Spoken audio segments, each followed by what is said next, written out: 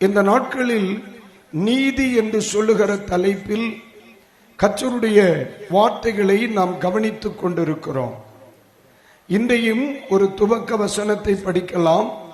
சங்கீதங்களின் புஸ்தகம் 11வது சங்கீதம், அதனுடைய செட் ஆகல மக்களே. சங்கீதங்களின் புஸ்தகம் அதனுடைய 11வது சங்கீதம் 7வது வசனத்தை இப்பொழுது வாசிக்க கேட்போம். கர்த்தர் நீதி உள்ளவர், அவர் நீதியின் மேல் பிரியப்படுவார். அவருடைய முகம் அவருடைய முகம் செம்மையானவர்களை நோக்கி இருக்கிறது. ஒரு ஆமேன் சொல்லுங்க. முதல் நாள் இரவிலே நம்முடைய ஆண்டவர் நீதி உள்ளவர், கர்த்தரின் நீதி எத்தகையது என்பதை படிக்க ஏதுவாயிற்று. நேற்று இரவு நேரத்தில் ஆண்டவர் எல்லா நீதியையும் நிறைவேற்ற விரும்புகிறார் என்று சொல்லி நாம் படித்தோம். 11ஆம் சங்கீதம் 7வது வசனம் சொல்லுகிறது, கர்த்தர் நீதி உள்ளவர். ஏன் அவரை நீதி உள்ளவர் என்று சொல்லுகிறோம்? அவர் நீதியில் பிரியப்படுகிற தெய்வம். ஆமென். அவர் நீதியில் பிரியப்படுகிற தெய்வம். அந்த தெய்வம் நம்மை குறித்து எதிர்பார்க்கிற பெரிய எதிர்பார்ப்பு என்ன? எல்லாரும் மத்தேயு சுவிசேஷம் 3ஆம் அதிகாரத்திற்கு நேராய் உங்கள் சிந்தனைகளில் கடந்து வர வேண்டும். மத்தேயு சுவிசேஷம் 3ஆம் அதிகாரம் அதனுடைய 15ஆம் வசனத்திலே யோவானிடத்தில் இயேசு பேசுகிற வார்த்தைகளை ஒரு விசை கூட சொல்ல விரும்புகிறேன். 15 படிங்க. இயேசு அவனுக்கு பிரதி உச்சரமாக, இப்பொழுது இடம் கொடு, எல்லா நீதியையும் நிறைவேற்றுவது. ஆமென். அல்லேலூயா. இந்த உலகத்தில் வாழ்கிற ஒவ்வொரு மனிதர்களும் தேவனுடைய நீதியை நிறைவேற்ற வேண்டும் என்பது ஆண்டவருடைய பெரிய திட்டம். நான் பிரசங்கித்துக் கொண்டிருக்கிறேன். என்னை குறித்த தேவனுடைய விருப்பம் என்பது, நான் இந்த உலகத்தில் தேவ நீதியை நிறைவேற்ற வேண்டும். இந்த மைதானத்தில் இருக்கிற எல்லா தேவனுடைய பிள்ளைகளை குறித்தும் ஆண்டவருக்கு ஒரு பெரிய எதிர்பார்ப்பு என்ன? எல்லா தேவனுடைய பிள்ளைகளும் தேவ நீதியை நிறைவேற்றுகிறவர்களாய் இருக்கணும்.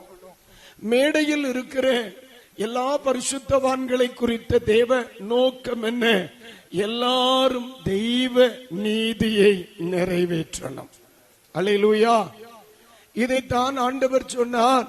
ஒருவன் கர்த்தாவே கர்த்தாவே என்று கூப்பிடுகிறதினால் அல்ல, அவருடைய சித்தத்தை செய்கிறதை தன் வாழ்க்கையின் லட்சியமாய் கொண்டிருக்கிறவன் எவனோ, ஆண்டவர் எதிர்பார்க்கிற நீதியை இந்த பூமியில் நிறைவேற்றுகிறவன் எவனோ, அந்த மனிதன்தான் அவருக்கு உகந்தவன் என்று ஆண்டவர் பேசுகிறார். அப்போ இந்த மத்தேயு 3ஆம் அதிகாரம் 15ஆம் வசனம் சொல்லுகிறது, நீதியை நிறைவேற்றுவது நமக்கு ஏற்றதாயிருக்கிறது. ஆமென். கர்த்தருக்கு ஸ்தோத்திரம். இந்த நீதி நிறைவேற்றப்படுவது ஞாயிற்றுக்கிழமை ஆலயத்தில் மட்டுமல்ல. இந்த நீதி நிறைவேற்றுவது உபவாச ஜெபத்தில் வரும்பொழுது மட்டுமல்ல. ஒரு மனிதன் தன்னுடைய வாழ்க்கையில் ஜீவன் இருக்கிறது வரை எல்லா நிமிடங்களிலும் தேவ நீதியை நிறைவேற்றிக் கொண்டே இருக்கணும். அல்லேலூயா. தேவ நீதியை விட்டு அல்லது நீதியை விட்டு வலதுபுறம் இடதுபுறம் சாய்ந்து விடக்கூடாது என்று சொல்லி யோசுவாவுக்கு கர்த்தர் சொல்லுகிறார். அப்போ இந்த 15ஆம் வசனத்துல நம்ம ஒரு காரியத்தை படிக்கிறோம். நான் தான் உங்களுக்கு படிக்கிறேன். இப்படி எல்லா நீதியையும் நிறைவேற்றுவது நமக்கு ஏற்றதாய் இருக்கிறது. அப்போ இந்த இடத்துல இயேசு சிந்திக்கிற காரியம் என்ன? ஞான ஸ்நானம். அதை குறித்து கொஞ்சம் அப்புறமா வரேன். ஆனா அவர் சொல்லும் பொழுது இப்படி இந்த நீதியை நிறைவேற்றுவது என்று சொல்லவில்லை, எல்லா நீதியும் நிறைவேற்றுவது என்று சொல்லுகிறார். அப்போ ஞானஸ்நானம் மட்டுமல்ல, நாம் நிறைவேற்ற வேண்டிய நீதி இன்னும் அநேகம் இருக்கிறது. ஆமே, என்னில் நிறைவேற வேண்டிய நீதி அநேகம் இருக்கிறது. அநேகர் என்ன சொல்றாங்க, ஆலயத்துல வந்தம்மா, ஞானஸ்நானம் எடுத்தம்மா, நம்ம பாட்டுக்கு நம்ம உண்டு, நம்ம வேலை உண்டுன்னு ஓடிடணும் அப்படின்னு நினைக்கிறான். சிலர் வசனத்தை கேட்கிறாங்க, சத்தியத்தை உணர்கிறார்கள். உணர்ந்து விட்டு எங்கேயாகிலும் ஒரு சபையில போய் ஞானஸ்நானத்தை மட்டும் எடுத்துட்டு பாரம்பரிய சபைகளிலேயே மரிக்கிறது வரை இருக்கிறவர்கள் இருக்கிறார். பாத்தீங்களா, இன்னைக்கு நிறைய பேர் இருக்கிறார். அவர்களுக்கு சொல்லுகிறேன், நிறைவேற்ற வேண்டிய நீதி ஞானஸ்நானம் மட்டுமல்ல. ஞானஸ்நானம் எடுத்த உடனே எல்லாம் பூர்த்தியாயிற்று என்று நினைக்க கூடாது. எல்லா நீதி என்று சொல்லும் பொழுது இன்னும் அநேக நீதிகள் நமக்கு இருக்கிறது. அவைகளை தேடி கண்டுபிடித்து நிறைவேற்றி கொண்டே இருக்க. அல்லேலூயா. இப்ப ஒருவர் என்னை திட்டுகிறான், நான் பொறுமை காக்கிறேன், அது தேவ நீதி. ஆண்டவர் எதிர்பார்க்கிற நீதி.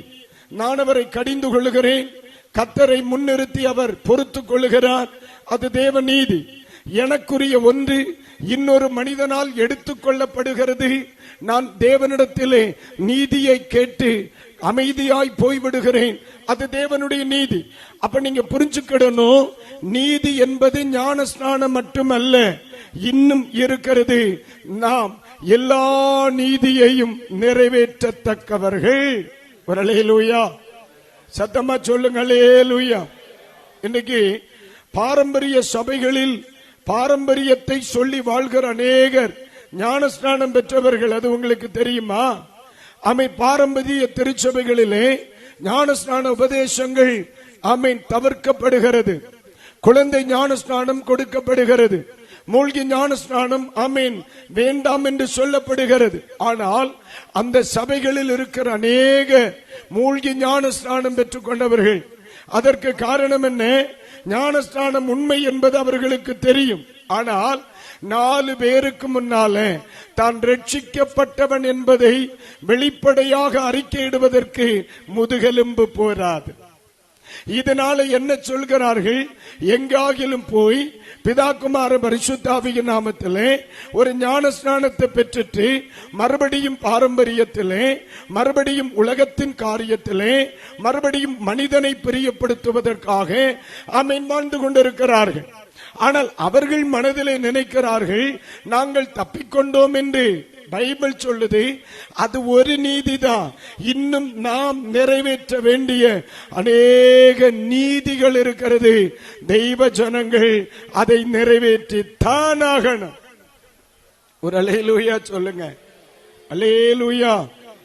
ஆவிக்குரிய காரியங்களிலே பசிதாகம் உள்ளவர்கள் யாரோ அவர்கள் நீதியை நிறைவேற்றிக் கொண்டிருக்கிறார்கள்.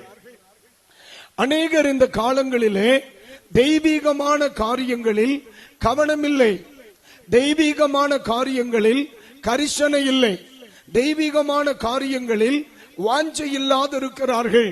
ஆனால் இன்று இரவு நான் உங்களுக்கு சொல்லுகிறேன், ஆண்டவர் என்னிடத்தில் அல்லது உங்களிடத்தில் எதிர்பார்க்கிற ஒன்று, தெய்வீக காரியங்களில் வாஞ்சை உள்ளவர்களாக இருக்கணும். ஆமே.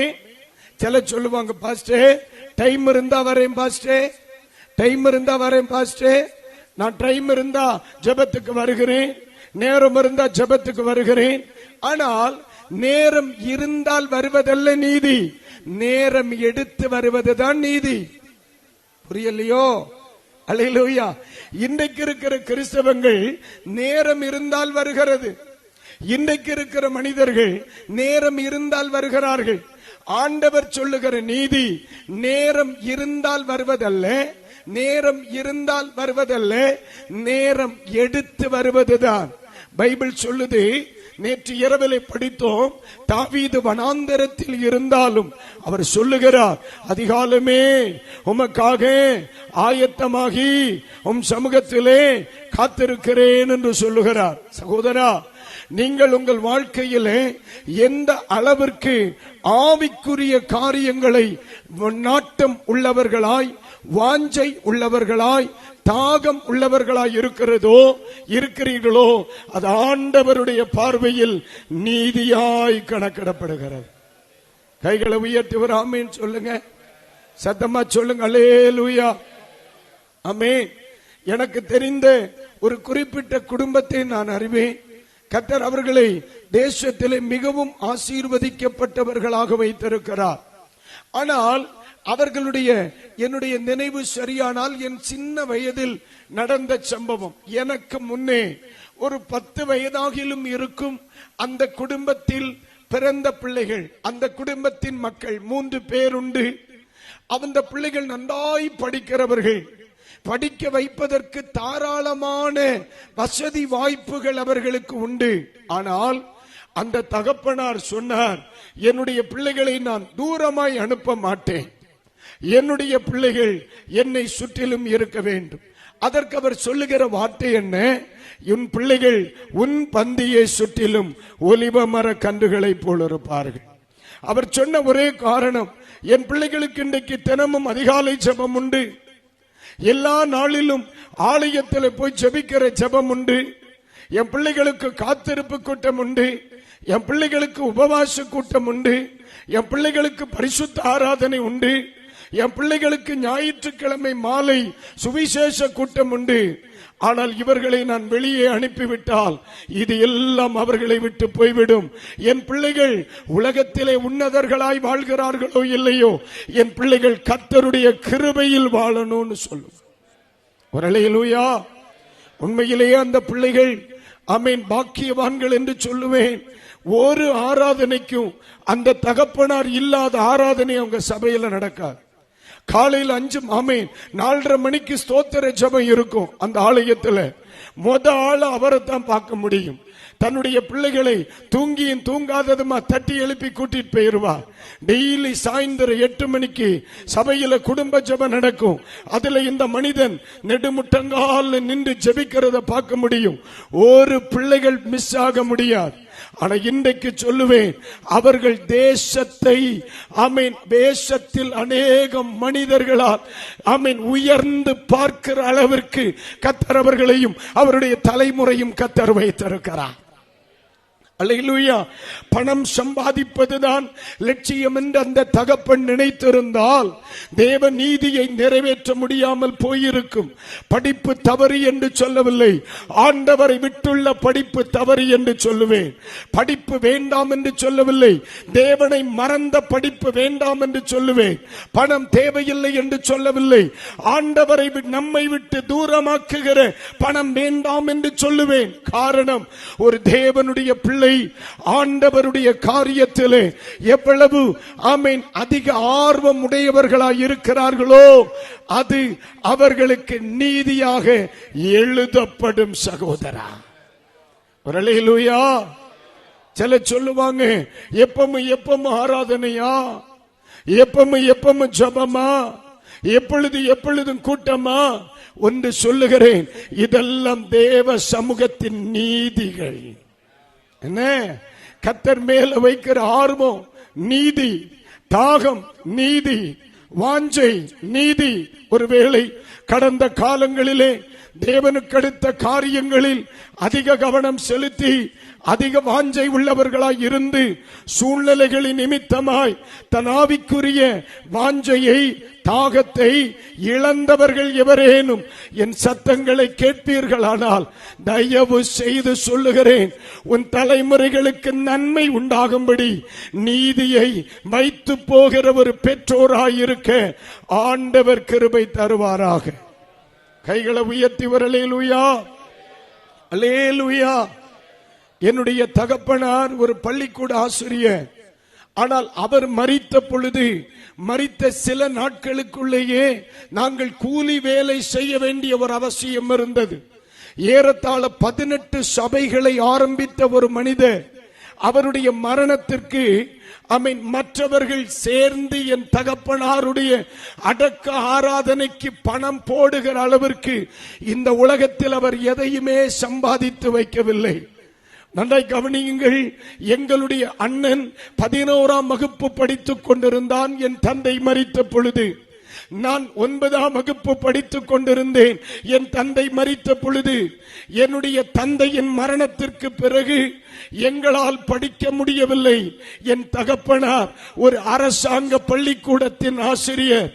ஒன்று புரிந்து கொள்ளுங்கள், இந்த பூமியில் தன்னுடைய ஊழியத்திற்காக, ஆத்தும ஆதாயத்திற்காக, தேசத்தின் மறுரூபத்திற்காக, மக்களுடைய வயிறு பசிக்கும் என்பதை கூட தெரியாமல் வாழ்ந்த அந்த மனிதன், அவருடைய மரணத்தின் பொழுது எல்லாரும் எங்களை பார்த்து பரிதாபப்பட்டார்கள். ஆமென். இந்த பிள்ளைகளுக்கு ஒன்றும் அவர் வைத்து போகவில்லை. எங்கள் வீடு வார்த்து 32வது நாள் என்னுடைய தந்தை இறந்து போனார். ஆமென். எங்களுக்கு இனி தொடர முடியாது. கூலி வேலை செய்துதான் பிழைக்க வேண்டிய ஒரு நிலைக்கு, ஆமென், 9ஆம் வகுப்பு படித்த பொழுது மண்குட்டை சுமக்கும்படி தலையிலே மண்குட்டை எடுத்த ஒரு மனிதனுடைய தலை இது. ஆனால் என்னுடைய தாயும் தகப்பனும் தெய்வத்திற்கு வேண்டி அமை செய்த செயல்களையும் ஆண்டவர் நீதியாய் கணக்கிட்டதினால் தேசம் அறிகிற, உலகம் அறிகிற ஒரு மனுஷனாய் கர்த்தர் என்னை மாற்றினார். இந்த இடத்தில் என்னை நிறுத்தினது என்னுடைய நீதி அல்ல, என் பிதாக்கள் தெய்வத்திற்கு வேண்டி அவர்கள் ஓடின ஓட்டமும், அவர்கள் பாட்ட பாடுகளும், அவர்கள் தெய்வத்திற்கு வேண்டி ஆமென் வைத்திருந்த வாஞ்சையுமே. வேதம் சொல்லுகிறது, வேதாகமத்தை மையப்படுத்தி தேவ மனிதனாய் சொல்லுகிறேன், ஆண்டவர் ஒருவருக்கும் கடனாளியாய் இருக்க மாட்டார். என் தகப்பனுக்கு அவர் கடனாளியாய் இருக்கவில்லை. அவருடைய பிள்ளைகளாகி எங்களை ஆண்டவர் ஆச்சரியமாய் நடத்துகிறார். எத்தனை பேர் ஆமென் சொல்லுவீங்க? அல்லேலூயா, ஆமென். தேசங்களுக்கு ஆசீர்வாதமாய் இருந்து வருகிறோம். தேசங்களுக்கு ஆசீர்வாதமாய் இருந்து வருகிறோம். இந்த நீதி எங்களுடையதல்ல, எங்கள் பிதாக்கள் தெய்வத்திற்கு வேண்டி செய்தவைகள். எங்க அம்மா அடிக்கடி அப்பாவை திட்டும், நான் காதார கேட்டிருக்கிறேன். ஆமென், தோத்திரம். பிள்ளைகளுக்கு கூட்டு வச்சு கொடுக்க ஒண்ணு இல்லை, இருக்கிறதை எல்லாருக்கும் கொடுத்துட்டு வந்தீங்களான். ஆமென். அப்பா சிரிச்சுட்டே சொல்லும், ஒரு பச்சை மிளகாயும் கொஞ்சம் உப்பும் எடுப்பில்ல, ஆண்டவர் நம்ம பிள்ளைகளை நடத்துவார். அல்லேலூயா சொல்லுங்க. ஆண்டவர் நம்ம பிள்ளைகளை நடத்துவார். 100% இன்னைக்கு ராத்திரி சொல்லுகிறேன், அது என் தகப்பன் செய்த நீதி, என்னுடைய தாய் செய்த நீதி இன்றைக்கு தலைமுறைகளை லட்சங்களுக்கு முன்பதாக நிறுத்துகிறது. என் பிதாக்களின் நீதியை பிள்ளைகளுக்கு வெளிப்படுத்துகிறவர் 1000 தலைமுறை மட்டும் இரக்கம் செய்கிற நமது தெய்வம். அதனால சொல்றேன், ஆண்டவரை விடாதீங்க, ஆண்டவரை விடாதீங்க, ஆண்டவரை விடாதீங்க, ஆர்வத்தை விடாதீங்க, ஆண்டவரை தேடுகிறத விடாதீங்க. நீ ஆண்டவருடைய சமூகத்தில் வைத்த தீர்மானிச்சு விடாது, அது நம்முடைய தலைமுறைக்கு நீதி. அவனை நடுத்தருவில் விட்டுட்டு போனாலும் ஏசு அவனை வாழ வைப்பா. உன் தலைமுறையை கர்த்தர் வாழ வைப்பா. அல்லேலூயா சொல்றீங்களா? கரங்களை உயர்த்தி சொல்லுங்க, அல்லேலூயா, அல்லேலூயா. இன்றைக்கு ராத்திரியிலே ஒரு தீர்மானம் எடுத்துக்கொள்ளுங்க, பார்க்கலாம். இன்றைக்கு இரவில் ஒரு தீர்மானம் எடுக்குங்க. அப்பா, கடந்த நாட்களில் நான் உங்களை தேடுகிறது இல்லை, ரொம்ப ஆர்வமா இருந்தேன்ப்பா, அந்த நிலைகள் என்னை விட்டு போயிற்று, என்னை மன்னிச்சிருங்க. மறுபடியும் அந்த பாதரட்சையை நான் தொடுத்துக் கொள்ளுகிறேன். இனி ஆண்டவரை போகதான் உலகம், இனி ஆண்டவர் தான் எனக்கு முக்கியம் என்று சொல்கிறவன் எவனோ, யார் அதை செய்கிறார்களோ அவர்களை பரலோகம் இன்றைக்கு ராத்திரி ஏறெடுத்து பார்க்கிறது. ஆமென் சொல்றீங்களா? அல்லேலூயா, அல்லேலூயா. அனுபவித்தவனாய் பேசுகிறேன், அதிகாரமாய் அனுபவித்தவனா நான் பேசுவேன். ஏன் தெரியுமா? இன்றைக்கு என் வாழ்க்கையின் ஒவ்வொரு திசைகளிலும் என் அப்பா என்னை நடத்தி வருகிற விதங்களை நினைக்கும் பொழுது, ஆமென், ஆண்டவரே, இந்த நன்மைக்கு நான் பாத்திரவான் இல்லையே என்று நினைக்கும் பொழுதெல்லாம் எங்கள் பிதாக்கள் தெய்வத்திற்கு வேண்டி பட்ட பாடுகளை எங்களால் நினைத்துக் கொள்ள முடியும். என்னுடைய குடும்பத்தில் உண்டான வேதனைகள், இனி வாழ்க்கையில் எது நடந்தாலும் ஊழியத்திற்கு வரவே கூடாது என்று நினைத்தவன் நான். ஏன் தெரியுமா? என்னுடைய தகப்பனார் ஆமென் ஊழியத்தை மிக முக்கியப்படுத்தினதினால் நாங்கள் அத்தனை வேதனை அனுபவித்திருக்கிறோம், அத்தனை வேதனை அனுபவித்திருக்கிறோம். ஆனால் இன்றைக்கு சொல்லுவேன், தெய்வம் எல்லாவற்றையும் பார்க்கிறார். நேற்று இரவில் சொன்ன வார்த்தையை மறுபடியும் இன்று ராத்திரி சொல்லுகிறேன். பேதுரு இயேசுவுக்கு வேண்டி சற்று கடலுக்குள் போனார். பேதுருவுக்கு வேண்டி இயேசு ஆழங்களுக்கு போனார். நீங்க ஆண்டவருக்கு வேண்டி ஒரு இன்ச்சு நகர்ந்தா தெய்வம் உங்களுக்கு வேண்டி பல மைல்கள் நகருவார். இந்த ராத்திரி சொல்லுகிறேன் சகோதரா, இதுவரைக்கும் நீ எப்படியோ, இதுவரைக்கும் நமது குடும்பம் எப்படியோ, இதுவரைக்கும் நமது ஊழியம் எப்படியோ, இன்றைக்கு ராத்திரியில் ஒரே தீர்மானம், என் ஆண்டவருடைய சமூகத்திலே வாஞ்சையோடு இருக்க நான் கற்றுக்கொள்ளுகிறேன். கைகளை உயர்த்தி ஒரு அல்லேலூயா. ஆமென். முன் நாட்களில் நம்முடைய சபைகளிலே இரவு ஆராதனைகளில் பிள்ளைகள் நிரம்பி இருப்பாங்க தெரியுமா? ஆராதனைகளில் புதன்கிழமைகளில், வியாழக்கிழமைகளில், செவ்வாய்க்கிழமைகளிலே நம்முடைய பிள்ளைகள் நிரம்பி இருப்பாங்க. ஒவ்வொரு ஆராதனைகளும் எவ்வளவு மகிமையாய் இருக்கும். இன்னைக்கு இரவு ஆராதனைகளில் பிள்ளைகளை பார்க்கவே முடிகிறது இல்லை. இது பரிசுத்த ஆவியானவர் படுகிற அங்கலாய்ப்பு. அம்மாட்ட கேட்டா சயின்ஸுக்கு போனான்றா, அப்பாட்ட கேட்டா மேக்ஸுக்கு போனான்றா, மேக்ஸுக்கு சயின்ஸுக்கு போறானடா, உன் பிள்ளை பரலோகத்துக்கு போக வேணாமான்னு கேட்டா தம்மை தாயின் தகப்பனும் சிரிக்கிறாங்க. பாரு, படிப்பு நல்லதுதான், ஆண்டவரை மறக்கிறல்ல, உன் பிள்ளை ஆலயத்துக்குள்ள இல்லையே, ஆண்டவருடைய சமூகத்தில் இல்லையே, ஆண்டவரை விட இந்த உலகம் உனக்கு பெரிதாய் தெரிந்ததா? இன்னைக்கு ராத்திரி அங்கலாய்ப்பு நிறைந்தவராய் பரிசுத்த ஆவியானவர் சொல்லுகிறார், உன் குடும்பம் மனம் திரும்பியே ஆகணும். கர்த்தரை நீ அந்நியனாய் நினைக்கிறாய். எத்தனை பேர் ஆமென் சொல்ல முடியும்? சொல்றீங்களா? அல்லேலூயா. ராமே, ஆண்டவருக்கு மகிமை உண்டாகட்டும். அநேக பெற்றோர் இதை ஆமென் ஸ்தோத்திரம் செய்து கொண்டிருக்கிறீர்கள் என்று நான் நம்புகிறேன். அநேக பெற்றோர்கள் ஆமென் ஸ்தோத்திரம் இதை செய்கிறீர்கள். எத்தனை தான் முக்கியம் நீங்கள் கொடுத்தாலும் உங்களுடைய தலைமுறைகளை கர்த்தருக்கு முன்பாக வைத்து போகிறதை தவிர இந்த உலகத்திலே வேறொன்றும் இல்லை. வீடு சம்பாதிக்கலாம், நிலபலன்கள் சம்பாதிக்கலாம். ஆமென். யோவான் சொல்லுகிறார், என் பிள்ளைகள் சத்தியத்தில் நடந்து கொள்கிறார்கள் என்பதை பார்க்கிலும் வேறே ஒரு சந்தோஷம் எனக்கு இல்லை. ஒரு ஆமென் சொல்றீங்களா? அல்லேலூயா. அது நீதி அம்மா, உன் குடும்பத்தின் நீதி, உன் பிள்ளைகளுக்கு நீதி. இன்றைக்கு ராத்திரி ஆவியானவர் இந்த தேசத்தோடு மிக தெளிவாய் சொல்லுகிறார். நம்முடைய பிதாக்களை நினைத்து பாருங்கள். அவர்களுக்கு இன்றைக்கு இருக்கிற வசதி வாய்ப்புகள் இல்லை. அவர்களுக்கு தெரிந்த ஒரே நம்பிக்கை இயேசு மட்டுமே. நாம் கெட்டு போனோமா? ஆண்டவர் நம்மை நடத்தவில்லையா? நம்முடைய தேவைகளை சந்திக்கவில்லையா? இன்றைக்கு ராத்திரி சொல்லுகிறேன், ஆமென், மனாந்திரத்தில் இருந்து கொண்டு தாவீது தெய்வத்தை வாஞ்சித்தது போல் நமது வாழ்க்கை, நமது குடும்பம் வாஞ்சிக்குமானால் அது நீதியாய் கணக்கிடப்படும். இப்படி எல்லா நீதியும் நிறைவேற்ற வேண்டியது அவசியமாயிருக்கிறது. கைகளை உயர்த்தி வர அல்லேலூயா, அல்லேலூயா. இதெல்லாம் நீதிப்பா. ஆண்டவருடைய சமூகத்திலே நீதிகள். அநேக காரியங்களை சொல்ல முடியும். வேகமாய் முடிக்க விரும்புகிறேன், வேகமாய் முடிக்க விரும்புகிறேன். ஆமென். தோத்திரம். ஆண்டவர் நல்லவர், ஆண்டவர் நல்லவர்.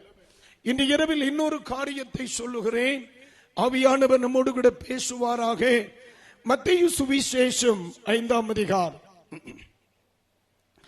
மத்தேயு சுவிசேஷம் 5ஆம் அதிகாரம் அதனுடைய 19வது வசனமும் 20வது வசனத்தையும் இப்பொழுது வாசிக்க கேட்க போகிறோம். Matthew chapter 5 verse 19 and 20 வாசிங்க பார்க்கலாம்.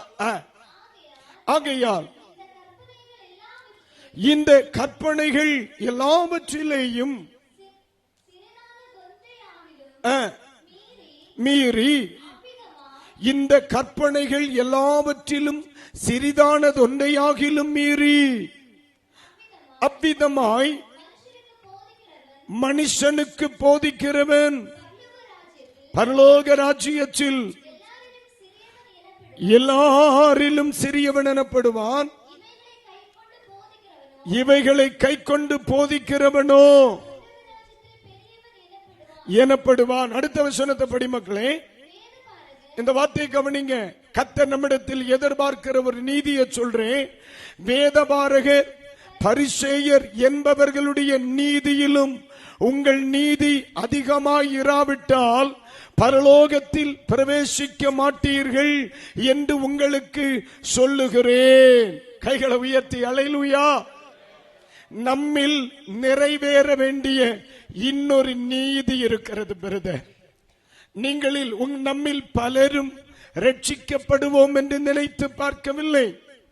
நம்மில் பலரும் இயேசுவை ஏற்றுக்கொண்டுவோம் என்று நினைத்து பார்க்கவில்லை. நம்மில் பலரும் இப்படி ஆலயத்தில் வந்து தெய்வத்தை ஆராதிப்போம் என்று நினைத்து பார்க்கவில்லை. நம்மில் பலரும் ஆமென் உலகத்திற்கு வேண்டாதவர்களாய், சமுதாயத்தினால் மறுக்கப்பட்டவர்களும் மறைக்கப்பட்டவர்களுமாய் கிடந்த நம்மை ஆண்டவர் கிருபையாய் ரட்சித்து அபிஷேகம் பண்ணி தெய்வ மக்கள் என்று சொல்லுகிற அந்த அடிச்சுவடுகளில் நடக்கும் மிகப்பெரிய பாக்கியத்தை கொடுத்து அவருடைய உன்னத ஸ்தலத்தில் தெய்வம் கொண்டு வந்தார். எல்லாவற்றை விட மேலான ஒன்று, நம்முடைய பெயர்கள் பரலோகத்தில் என்ன செய்யப்பட்டிருக்கிறது? எழுதப்பட்டிருக்கிறது. அது பெரிய பாக்கியம். ஆனால் ஆண்டவர் சொல்லுகிற ஒன்று, ஆமென், பரிசேயர்களும் சதுசேயர்களும் உங்களை சுற்றி இருக்கிறார்கள். அவர்களுக்கு வேதம் தெரியும், ஆராதனை தெரியும், ஜெபம் என்றால் என்ன என்று தெரியும், பரிசுத்த வேதாகமத்தின் சில பகுதிகள் தெரியும். ஆனால் இயேசு சொல்லுகிறார், ரட்சிக்கப்பட்டு மனம் திரும்பி இயேசுவை ஏற்றுக்கொண்டு ஞானஸ்நானம் பெற்று பரிசுத்த ஆவியை பெற்று ஆவியோடும் உண்மையோடும் ஆராதிக்கிற ஒரு தேவ பிள்ளையினுடைய ஜீவிதம் அவர்களை பார்க்கிலும் இவர்களுடைய நீதி அதிகமாயிருக்கும். அல்லேலூயா. இது வேறுபட்ட வாழ்க்கையை காண்பிக்கிறது. நம்மை வேறுபடுத்தி காண்பிக்கிற ஒரு வாழ்க்கையை ஆரம்பிக்கிறது. நீங்க நல்லா கவனிக்கணும். எல்லாரும் இப்படித்தான் இருக்கிறாங்க, நான் இப்படி இருக்கணும்னு நினைக்கப்படாது. ஆமென். அப்போஸ்தலனாகிய பவுல் சொல்லுவார், எல்லாம் செய்வதற்கு எனக்கு உரிமை உண்டு, எல்லாம் செய்வதற்கு எனக்கு உரிமை உண்டு, ஆனால் எனக்கு அது தகுதியாயிராது. காரணம், தெய்வம் என்னிடத்தில் நீதியை என்ன செய்கிறார்? எதிர்பார்க்கிறார். இன்னைக்கு நிறைய பிள்ளைகள் என்ன பிரச்சனை? அவங்க அதை செய்யறாங்க பாஸ்டர், அவங்க இப்படி செய்யறாங்க, அவங்க இப்படி செய்யறாங்க, நம்ம அப்படி செய்யக்கூடாதா? அந்த பாஸ்டர் இப்படி சொல்றார், நமக்கு மட்டும் ஏன் இவ்வளவு பிரச்சனை? அந்த பாஸ்டர் லிபரலா இருக்கிற, அந்த சபையில லிபரலா இருக்கிறாங்க, அவங்க இந்த அளவுக்கு நம்ம கஷ்டப்படுத்துறதே இல்லை, நம்ம மட்டும் ஏன் இப்படி இருக்கணும்? அவர்களை போல வாழலாமே. வாழலாம் மக்களே, ஆனா நம்முடைய நீதியின் பாத்திரம் வெறுமையாயிருக்கும் ஆண்டவருக்கும் என்ன போகும்போ. நான் சொல்லுது உங்களுக்கு புரியுதா? அவனை போல பேச எனக்கு முடியும், அவனை போல சிந்திக்க முடியும், அவனை போல உடை உடுத்த முடியும், அவர்களை போல உலகத்தை நேசிக்க முடியும், அவர்களை போல வாழ முடியும். எல்லா உரிமை எனக்கு இருக்கு. ஆனா எனக்கு நீதி செய்யணுமே. எது நீதி? உலகத்தானுடைய நீதியை விட ரட்சிக்கப்பட்ட என் நீதி அதிகமாயிருக்கணுமே. ரட்சிக்கப்படாதவனுடைய உண்மையை விட, ரட்சிக்கப்படாதவனுடைய நீதியை விட, ரட்சிக்கப்படாதவனுடைய பொறுமையை விட, ரட்சிக்கப்படாதவனுடைய மன்னிக்கிற சுபாவத்தை விட, ரட்சிக்கப்பட்ட தெய்வ பிள்ளையினுடைய திவ்ய சுபாவங்கள் எப்படி இருக்கணும்? அதிகமாயிருக்கணும். கைகளை உயர்த்தி அல்லேலூயா. இப்போ நீங்க நல்லா கவனிக்கணும். ஆண்டவர் நோவாவினுடைய பேழையை ஆமென் தோத்திரம் உருவாக்க சொன்ன பொழுது ஆண்டவர் சொன்னார், ஆமென், இவ்வளோ பெரிய 300 அடி நீளம், எத்தனை 300 முழம் நீளம், 300 முழம், 300 முழம் என்று சொன்னா அடிக்கணக்கில் 450 அடி. நம்முடைய சபை எவ்வளவு நீளம் பாஸ்டர்? 60. நம்ம சபை 60 அடி நீளம். அன்னைக்கு இருந்த பேழை 450 அடி நீளம். கர்த்தருக்கு ஸ்தோத்திரம். 450 அடி நீளம். அந்த முழு பேழைக்கும் ஒரே ஒரு ஜன்னலை தான் வைக்க சொன்னார். அது எங்க? உயரத்தில் மட்டும். ஆண்டவர் சபையை பேழையாய் கணக்கிடுகிறார். பேழை என்பது சபைக்கு அடையாளம். சபை ஒரு நாள் உலகத்தை பார்த்து வளரக்கூடாது. அதனால சபைக்கு ஜன்னல் வைக்கல ஆண்டவர். அவன் இப்படி இருக்கிறானே, அவர்கள் இப்படி இருக்கிறார்களே, அவர்கள் இப்படி சிந்திக்கிறார்களே, அவர்கள் இப்படி வாழ்கிறார்களே, அவர்களைப் போல நான் வாழக்கூடாதா? வாழக்கூடாது. அரராத்தில் இறங்கணும்னா வாழக்கூடாது. அழிந்து போகணும்னால் வாழலாம். ஹல்லேலூயா. நமக்கு ஆண்டவர் கீழே ஜன்னல் வைக்க வேணாம், மேல ஒரு ஜன்னல் வை. எதுக்கு? அழைச்சவரை அப்ப பார்க்கிறதற்காக, அபிஷேகம் பண்ணினவரை அப்ப பார்க்கிறதுக்காக. ஆமென். பேழைக்கும் பரலோகத்துக்கு இடையில ஆமென் பார்வை தொடர்பு இருக்கணுமே தவிர பேழைக்கும் உலகத்திற்கும் இடையில அல்ல. ஆமென். பார்வை தொடர்பு இருக்க வேண்டியது. இன்னைக்கு சபை எதை கண்டு வளருகிறது? அவர்கள் இப்படி இருக்கிறார்கள், அவர்கள் இப்படி இருக்கிறார்கள், அவர்கள் இப்படி செய்கிறார்கள், அவர்கள் இப்படி நடக்கிறார்கள், அவர்கள் இப்படி யோசிக்கிறார்கள். பைபிள் சொல்லுது, உலகத்தாரின் நீதியை பார்க்கிலும் நம்முடைய நீதி அதிகமாய் இருக்க வேண்டுமானால் நீங்களும் நானும் உலகத்திலே வேறுபட்டு வாழ்ந்து தானாகணும். கைகளை உயர்த்தி வர அல்லேலூயா. அது நீதி மக்களே, அது நீதி. அவர் ஆமென் சொல்லுங்க. அது நீதி. சிலர் அலங்கரித்து வாழ்கிறார்கள், சிலர் அலங்கரித்து வாழ்வதில்லை. நான் அதை வேண்டாம் என்று வைத்தேன். காரணம், அது தேவனுக்காக நான் நிறைவேற்றுகிற நீதி. எல்லாரை போல உடை உடுத்த எனக்கு முடியும், ஆனால் நான் அப்படி கற்றுக்கொள்ளவில்லை. அதை வேண்டாம் என்று சொன்னேன். அது என் தேவனுடைய பார்வையில் நீதி. அது நீதி.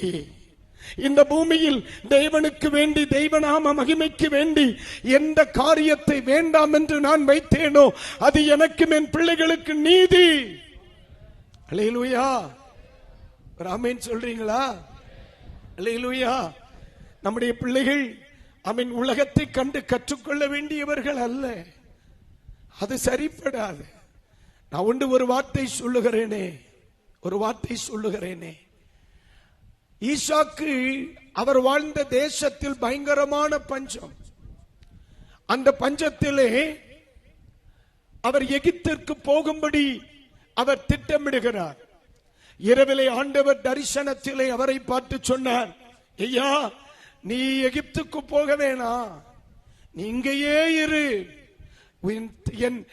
என் ஊழியக்காரனாகிய அப்ரஹாமின் நிமித்தம் உன்னை நான் ஆசீர்வதிப்பேன். ஆசீர்வாதத்தை அனுபவிக்கிறது யாரு? ஈசாக்கு. ஆனா அந்த ஆசீர்வாதத்திற்கு காரணம் யாரு? அப்ரகாம். காரணம் என்ன? தெய்வம் கூப்பிட்டப்போ சிலது வேண்டான்னு சொன்னதுனால. தெய்வம் தன்னை அழைத்த பொழுது அந்த தேசம் வேண்டான்னு சொன்னதுனால, தெய்வம் அழைத்த பொழுது தன் இனத்தை வேண்டாம்னு சொன்னதுனால, தெய்வம் அழைச்சப்போ தன்னுடைய கலாச்சாரத்தை வேண்டான்னு சொல்லிட்டு தெய்வத்திற்கு வேண்டி புறப்பட்டதனால அப்ரகாம் மரித்த பின்பும் நீதி சாகல்லவாறு. அப்ரகாம் மரித்து போனார், அப்ரகாம் செய்த நீதி சாகல.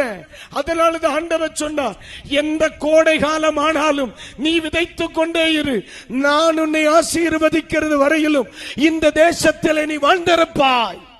அது நீதி. நம்முடைய பிதாக்களுக்கு ஆமென் அன்றைக்கு அவர்களை கொண்டு முடிந்த அளவிற்கு நகை போடுவதற்கு முடியும். ஆனா ஏன் அதை தூக்கி மாத்தி வச்சாங்க? அவர்களுக்கு இந்த உலகத்திற்கேற்ற நடைமுறை ஜீவிதம் செய்ய முடியும். ஏன் சத்தியத்துக்கா? ஏன் சுவிசேஷத்துக்கா? ஏன் வேறுபட்ட வாழ்க்கைக்கா? இது நமக்கு வேண்டான்னு சொன்னான் தெரியுமா? தன்னுடைய தலைமுறைகளுக்கு எவராலும் திருட முடியாத நீதியை வைத்து போவதற்காக. வேறுபட்ட ஜீவிதம் செய்தவர்கள் பைத்தியக்காரர்கள் அல்ல. அவர்களை புரிந்து கொள்ளாத நீயும் நானும் தான் லூசு பயலுக. இந்த சத்தியத்தை உணராதவன் பைத்தியக்காரன். அவர்கள் பைத்தியக்காரர்கள் அல்ல. தெய்வத்திற்கு வேண்டி வேறுபட்ட ஜீவிதத்தில் இறங்கி வந்தவன் பைத்தியக்காரன் அல்ல. தேவ மனிதன் சொல்லுகிறார், இது நமக்கு தகுதியாயிராது.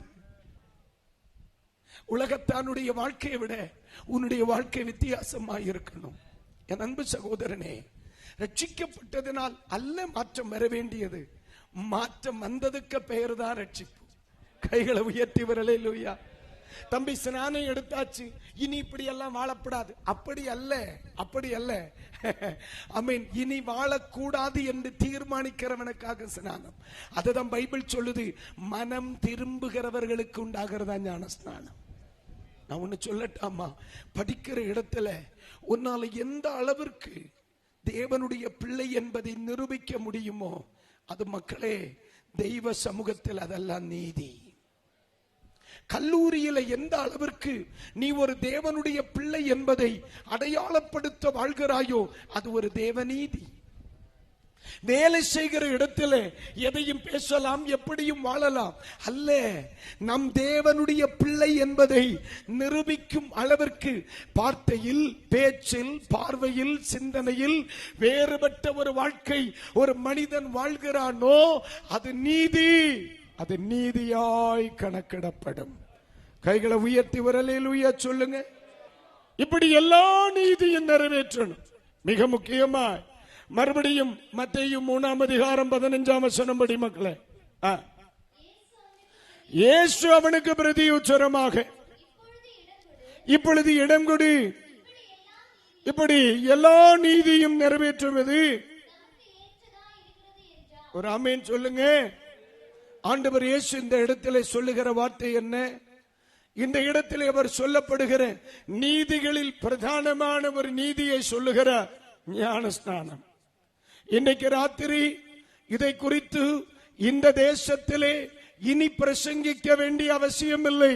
காரணம், இந்த தேசத்திலே அடிப்படையான வசனங்கள் பிரசங்கிக்கப்படுகிற தேசம். ஆனால் பரிசுத்த வேதாகமம் சொல்லுகிறது, நீங்கள் உலகமெங்கிலும் போய் சகல ஜாதிகளையும் சீஷராக்கி பிதா குமாரன் பரிசுத்தாவியின் நாமத்தில் அவர்களுக்கு ஞான ஸ்நானம் கொடுத்து நான் உங்களுக்கு கட்டளையிட்ட யாவையும் அவர்கள் கை கொள்ளும்படி அவர்களுக்கு உபதேசம் பண்ணணும். அப்போ ஆண்டவர் இயேசு கிறிஸ்து இட்ட பிரதானமான கட்டளை பிதா குமாரன் பரிசுத்தாவியின் நாமத்தில் ஞான ஸ்நானம் கொடுப்பதும் எடுப்பதும்.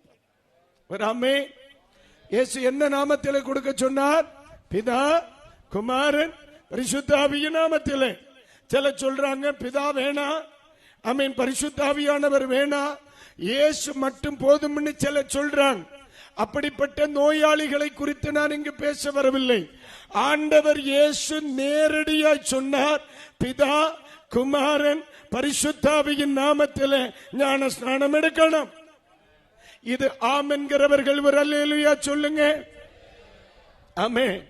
எப்ப எடுக்கணும்? ஞானம் வந்தா ஸ்நானம் எடுக்கணும். 13 வயது முதல் 14 வயது முதல் ஒருவன் வாலிபத்தை வந்தடைகிறார். பொதுவாக நம்முடைய சபைகளில் 14 வயதுக்கு பிறகு ஞான ஸ்நானம் கொடுக்கப்படுகிறது. இன்றைக்கு ராத்திரியில் இதுவரையிலும் கர்த்தராகிய இயேசு கிறிஸ்துவை விசுவாசித்து பிதா குமாரன் பரிசுத்தாவியின் நாமத்தில் ஸ்நானப்படாதவர்கள் இந்தியன் சத்தம் கேட்பீர்களானால் இனியும் தாமதம் பண்ணக்கூடாது. ஆமென். கர்த்தர் கிருபை தருவாராக. சகோதரா ஸ்நானப்படணும், சகோதரா ஞான ஸ்நானம் எடுக்கணும், சகோதரி ஸ்நானப்படணும், தேவ நீதியை நிறைவேற்றணும். காரணம் பரலோகத்தில் காணப்பட. கைகளை உயர்த்தி வரலேலூயா. என்னுடைய சத்தம் தேசத்தில் பல இடங்களில் கேட்கிறது என்று நான் அறிவேன். உலக நாடுகளில் இருந்து, எத்தனையோ நாடுகளில் இருந்து யூடியூபில் பிள்ளைகள் வசனம் கேட்கிறாங்க. இன்றைக்கு ஒலிபெருக்கியின் மூலமாய் ஆண்டவருடைய வசனங்கள் போய்கொண்டிருக்கிறது. ஆனா இயேசு கிறிஸ்து 30வது வயதிலே அவர் ஞானஸ்நானம் எடுத்தார். 8வது நாளில் தேவாலயத்திற்கு கொண்டு போனாங்க, பிரதிஷ்டை பண்ணினார்கள், சுத்திகரித்தார்கள். ஆனால் இயேசு எப்ப ஞானஸ்நானம் எடுத்தார்? 30வது நாளில் தான் எடுத்தார். ஆகவே பரிசுத்த வேதாகமம் குழந்தை ஞானஸ்நானத்திற்கு சம்மதிக்கவில்லை.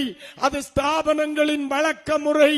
அப்படி எடுத்துக்கொண்டு திருப்திகரமாய் வாழ்கிறவர்களுக்கு இன்றைக்கு ராத்திரி சொல்லுகிறேன், மனம் திரும்புங்கள், பரலோக ராஜ்யம் சமீபமாய் இருக்கிறது. யோவான் எழுதிய சுவிசேஷம் 4ஆம் அதிகாரத்தில் 34வது வசனத்தை இயேசு அவர்களை நோக்கி, நான் என்னை அனுப்பினவருடைய சித்தத்தின்படி செய்து அவருடைய கிரியை முடிப்பதே. கைகளை உயர்த்தி வரலேலூயா. இயேசு கிறிஸ்து தன்னிடத்தில் இருந்த யாருடையும் திருப்திப்படுத்த அவர் பேசல. அவருடைய திருப்தி பிதாவாகிய தேவனுடைய திருப்தி தான். பாஸ்டருக்கு தான் பிடிக்கும், சபையாருக்கு தான் பிடிக்கும், மக்களுக்கு இதுதான் பிடிக்கும். அவர் தன்னை மாத்திக்கல. என்னுடைய ஒரே போஜனம் பிதாவின் சித்தம், பிதாவினுடைய சித்தம். அவருடைய ஒரே ஆசை, என்னை அனுப்பினவர் என்ன சொல்றாரோ அதான். ஒரே ஒரு வசனத்தை மட்டும் வாசித்து ஜெபிக்க போகிறேன். வெளிப்படுத்தின விசேஷம் 19ஆம் அதிகாரத்தை திருப்புங்கள். ஏன் நீதி செய்யணும், ஏன் நீதி செய்யணும், அந்த ராஜ்யத்திலே நானும் பங்காளி ஆகும்படிக்கு. வெளிப்படுத்தின விசேஷம் 19ஆம் அதிகாரம் திருப்புங்க. அதனுடைய 6, 7, 8, 9 வசனங்களை மக்களை வாசிமோனே. அப்பொழுது திரளான ஜனங்கள் இடுகிற ஆரவாரத்தை போலவும் பெருவெள்ள இரைச்சலை போலவும் சத்தம் உண்டாகி, அல்லேலூயா, சர்வ வல்லமையுள்ள தேவனாகிய கர்த்தர் ராஜ்யபாரம் பண்ணுகிறார். கலிகூர்ந்து வந்தது மனைவி. 8வது வசனம் இந்த வார்த்தை கவனிங்க. சுத்தமும் பிரகாசமுமான மெல்லிய வஸ்திரம் தரித்துக் கொள்ளும்படி அவளுக்கு அளிக்கப்பட்டது. அந்த மெல்லிய வஸ்திரம் பரிசுத்தவான்களுடைய நீதிகளே. மணவாட்டியாகிய சபை மணவாளனாகிய இயேசு கிறிஸ்துவுக்கு முன்னே நிற்கும் பொழுது ஒரு மெல்லிய வஸ்திரம் உடுத்துமாம். அந்த வஸ்திரம் எது? இந்த பூமியிலே நானும் நீங்களும் நிறைவேற்றின நீதிகள். ஹல்லேலூயா. சம்பாதித்த சொத்து, பணம், சம்பத்து அத்தனையும் போட்டு போனாலும் இந்த பூமியில நான் நிறைவேற்றின நீதி போட்டு போக மாட்டேன். இதற்குரிய பலனை அங்கு அனுபவித்தே தீருமில்ல. இங்க ஆண்டவரை தேடினது, ஆண்டவரை பாடினது, உபவாசம் பண்ணினது, ஞானஸ்தானம் எடுத்தது, ஞானஸ்தானம் எடுத்துக்கொண்டது, அபிஷேகம் பெற்றது, ஊழியர்களை தாங்கினது, ஊழியர்களை உதவியாயிருந்தது, மிஷனரிகளை தாங்கினது, சுவிசேஷம் அறிவித்தது, பிள்ளைய தெய்வ வேலைக்கு கொடுத்தது, ஆலயத்தை கட்ட கோல் கொடுத்தது, இதெல்லாம் நீதியாயிருக்கும். நீதியாயிருக்கும். கர்த்தர் தந்த பணத்தை சுவிசேஷத்திற்காக, சபை ஊழியங்களுக்காக, தரிசன நிறைவேறுதலுக்காக கொடுத்தது நீதியாயிருக்கும். அங்கே ஆட்டுக்குட்டியானவராம் இயேசு கிறிஸ்துவாம் மணவாளனுக்கு முன்னே ஒரு மெல்லிய வஸ்திரம் தரித்து கோடான கோடி தூதர்களுக்கு முன்னே நாம் அவன் நிக்கணும் இல்ல. நிக்கணும் இல்ல, நம்மளும் நிக்கணும். இந்த உலகத்திலே இத்தனை வருஷங்கள் ஓடி அந்த தகப்பனுக்கு முன்னால் நிற்கிற, அந்த மணவாளனுக்கு முன்னால் நிற்கிற பாக்கியத்தை இழந்து விடக் கூடாது. அதனாலதான் ஒரு மனிதனை பார்த்து இயேசு கேட்டார், மதிகேடனே, இன்றைக்கு ராத்திரி உன்னுடைய ஜீவன் உன்னை விட்டு பிரியுமானால் நீ சம்பாதித்தவைகள் யாருடையதாகும்? அதெல்லாம் ஆண்டவர் கணக்கில் வச்சிருப்பார். நமக்கும் நம்முடைய சந்ததிக்கும் அது நூறத்தனையா திரும்பி வரும். தெய்வம் யாருக்கும் கடனாளியா இருக்க மாட்டார். ரட்சிக்கப்படாதவர் ரட்சிக்கப்படணும், ஸ்நானப்படாதவங்க ஸ்நானப்படணும். ஆத்மீக அனுபவங்களுக்கு இல்லாதவர்கள் இந்த அனுபவங்களுக்குள்ள வரணும். சபைக்கு ஞாயிற்றுக்கிழமை மட்டும் போகிற அனுபவங்களை விட்டுட்டு ஆலயத்திற்கு டெய்லி தெய்வ சமூகத்தில் போய் தெய்வத்தை ஆராதிக்கணும். ஆறு நடத்தினாலும் சரி, ஆற பாமேன் பாடினாலும் சரி, பிரசங்கிச்சாலும் சரி, நம்ம ஆராதிக்க போறது தெய்வத்தை. அல்லேலூயா. நல்ல தெய்வத்தை ஆராதிக்கணும், ஆத்தும ஆதாயம் செய்யணும், நமக்கு தெய்வம் கொடுத்த ஊழியர்களை தாங்கணும், சகோதர சிநேகம் உள்ளவர்களா இருக்கணும், ஒவ்வொரு நாளும் பரலோகத்துக்கு போகிற பாக்கியவான்களாய் இருக்கணும். ஒன்னு சொல்றேம்மா, நீ தெய்வத்திற்கு வேண்டி அவன் ஏதாவது செய்வேன் உண்டன்னா இப்ப நான் சுகமாக்க உனக்கு ஜெபம் பண்ணுவேன்.